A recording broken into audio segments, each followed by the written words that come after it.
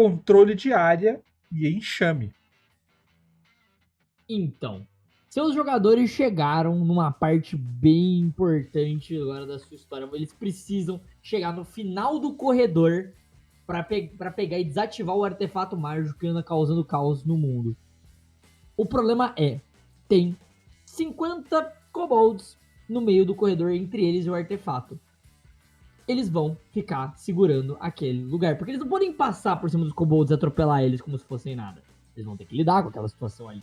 Eles não podem passar por cima dos 50 cultistas como se fossem nada. Eles vão ter que lidar com a situação ali. Eles não vão poder passar por cima dos 50 goblins como se fosse nada ali. Aquilo ali forma uma barreira que, apesar de não ser intransponível, vai segurar eles. E podem ter outras coisas acontecendo, outras criaturas atacando eles, armadilhas.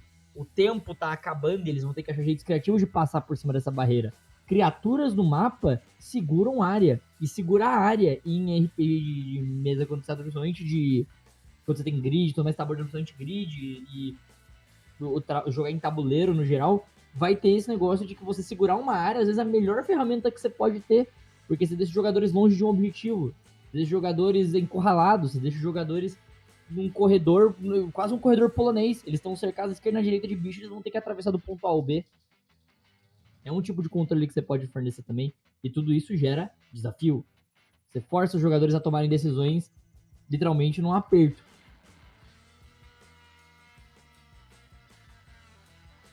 O controle de área é o... voltou aqui para a transmissão. Controle de área é um dos elementos mais fáceis, eu acho, de você, como narrador, estabelecer para os seus monstros. Porque você tem o poder de estabelecer como é o lugar, né? Você que vai fazer essa narrativa, você que vai montar o lugar, você que vai dizer como está acontecendo aquilo ali naquele ponto.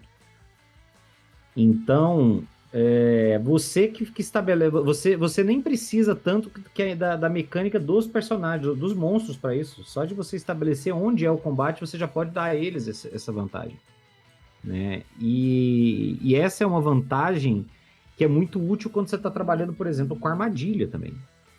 Quando você está trabalhando com manter as pessoas em um local específico em que elas tomem dano, por exemplo. Então os caras estão lá... os caras estão dentro de uma sala e, pô, o monstro resolveu que vai tacar fogo na sala e fechar a porta, velho. E é isso. E ele se organizou para isso. E ele embarreirou a porta, ele barricou a porta. E agora o seu problema já é de outra natureza. O monstro mais peba do mundo pode fazer isso. O Goblin mais safado que passou no teste de furtividade pode fazer isso. Entendeu? E isso é para ser suficiente. Então eu acho que esse controle de área é um aspecto muito forte que você pode utilizar para se beneficiar. E ele, inclusive, esse exemplo que eu dei é justamente para te lembrar que você não precisa de força em números para isso. Você não precisa de fazer o controle de área usando muitos monstros para isso. Às vezes, dependendo da forma como você construir, um monstro só é suficiente para isso. Eu sou muito fã desse tipo de situação, principalmente para dar uma lembrada nos jogadores que nem tudo são flores. Geralmente eles vão montar ficha e, lógico, para proteger seus próximos personagens, eles começam a montar ataques que são gigantescamente poderosos, começam a combar defesa porque eles acham que nada vai poder acertar e tudo mais. E utilizar esse tipo de estratégia, você faz com que as criaturas passem a ser uma ameaça. Porque vai lá, cara, o seu clérigo lá com um monte de item, magia, armadura, tá com a defesa 20, 21, 25. E que graça tem você botar um kobold? Os kobold não vai conseguir, se ele tirar 20, ele não vai ter soma.